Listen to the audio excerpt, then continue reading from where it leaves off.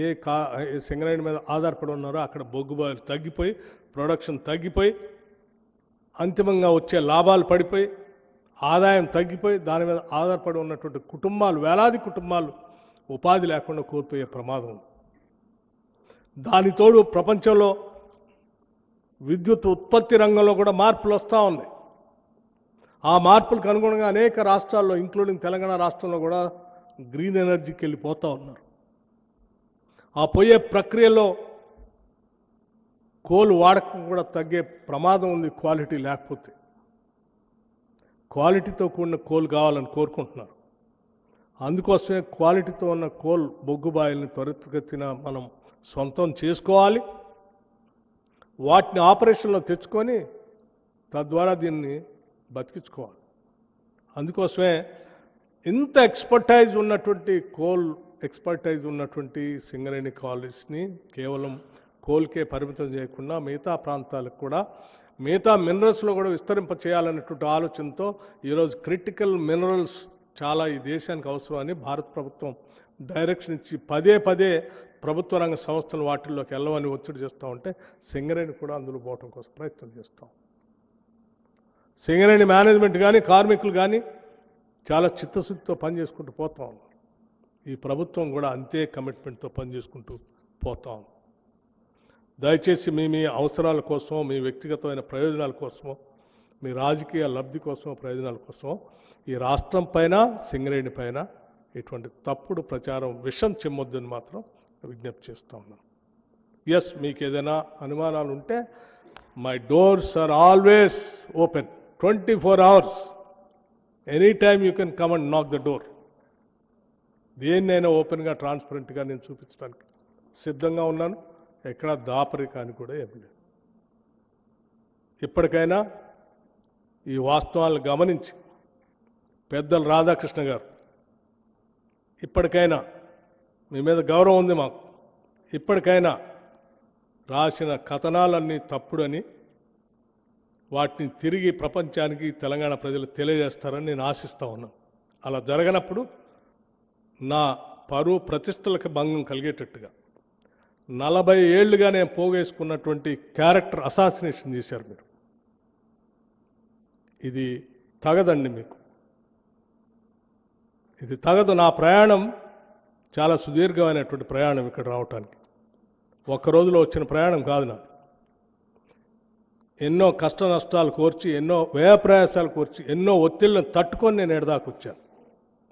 ఆ వచ్చింది ఒక లక్ష్యం కోసం, ఒక సంకల్పం కోసం.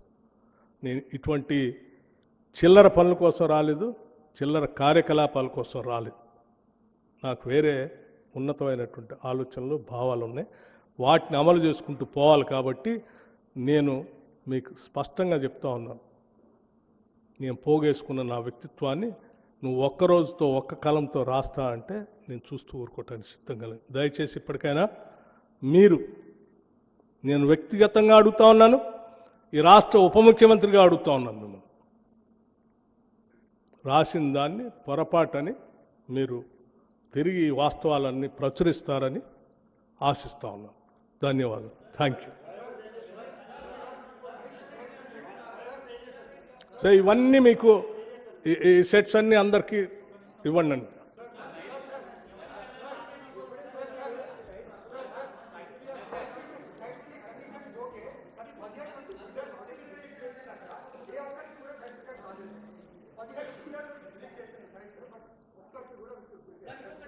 రాహుల్, సరే ఇవన్నీ ప్రొసీజరల్ యాక్టివిటీస్, బట్ స్టిల్ నువ్వు అడిగావు కాబట్టి నేను నాకు తెలిసింది నేను చెప్తా ఉన్నాను. బట్ ఆ సింగరేణి మేనేజ్మెంట్ మీకు ఆ ప్రొసీజర్ గురించి అంతా చెప్తారు. నేను కూడా కనుక్కున్న నీలాని ఎక్స్ప్రెషన్ అంటే టెక్నికల్ జార్గన్ నాకు తెలియదు. టెండర్ పిలిచిన తర్వాత ఇక్కడ పలానా దానికి టెండర్ పిలుస్తున్నాము, ఇంట్రెస్ట్ ఉన్నటువంటి వాళ్ళంతా పరిశీలన చేసి ఏమైనా అభ్యంతరాలు ఉంటే ప్రీ బిడ్ మీటింగ్ అని ఒకటి పెడతారంటే ఆ బిడ్ మీటింగ్కి వచ్చి అందరూ చెప్పమని చెప్తారు. వాళ్ళ అభ్యంతరాలు అన్నీ విన్న తర్వాత మార్పులు చేర్పులతో కోరిజెండం అని రిలీజ్ చేస్తారు. రిలీజ్ చేసిన తర్వాత వీళ్ళు టెండర్స్ని సబ్మిట్ చేయాలి. ఇంకా అసలు కోరిజెండమే రిలీజ్ చేయాలా?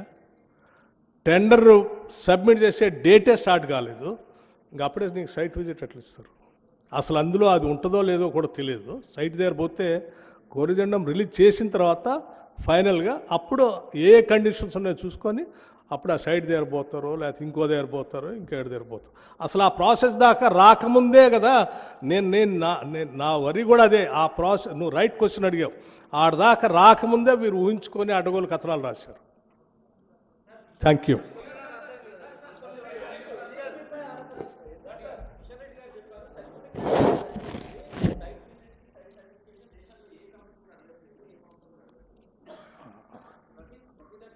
డియర్ ఫ్రెండ్, నేను ఎప్పటిదాకా అన్ని చదివినిపించాను. డియర్ ఫ్రెండ్, నేను అన్ని చదివినిపించాను. అవన్నీ ఈ దేశంలో ఉన్నటువంటి కంపెనీలు, ఈ దేశంలో అంతర్భాగం, ఈ దేశంలో ఉన్న రాష్ట్రాలు, ఈ దేశంలో వారి పాలనలో ఉన్నటువంటి సంస్థలకి కూడా చదివినిపించాను. ఇంకా నేను ఫ్యాక్ట్స్ అన్నీ మీ ముందు పెట్టాను. వాస్తవాలన్నీ మీ ముందు పెట్టాను నేను.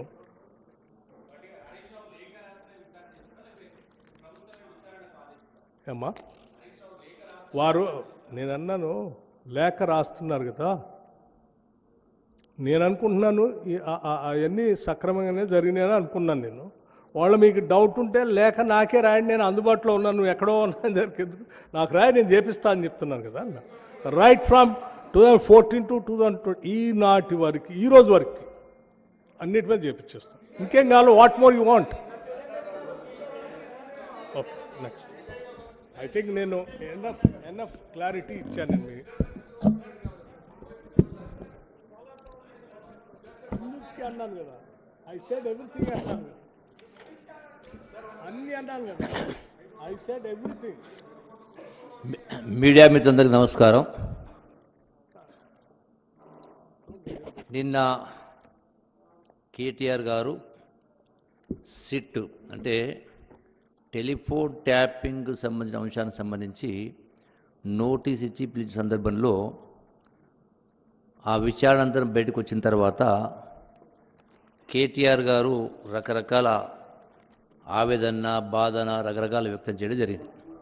అసలు ఈ ఫోన్ ట్యాపింగ్ అనే అంశం ఎందుకు వచ్చింది, ఎప్పటి నుంచి వచ్చింది? నేను కూడా గడచిన 25 సంవత్సరాల నుంచి రాజకీయాలు ఉన్నా. 99 నుంచి కాంగ్రెస్ పార్టీ ముఖ్యమంత్రి చూసిన, అట్లాగే తెలుగుదేశం పార్టీ ముఖ్యమంత్రి చూసిన, చంద్రబాబు నాయుడు గారు చూసినాం. ఎప్పుడూ లేనటువంటి అంశం తెలంగాణ వచ్చిన తర్వాత, ఇంతమంది త్యాగాల తర్వాత వచ్చిన తర్వాత బీఆర్ఎస్ ప్రభుత్వం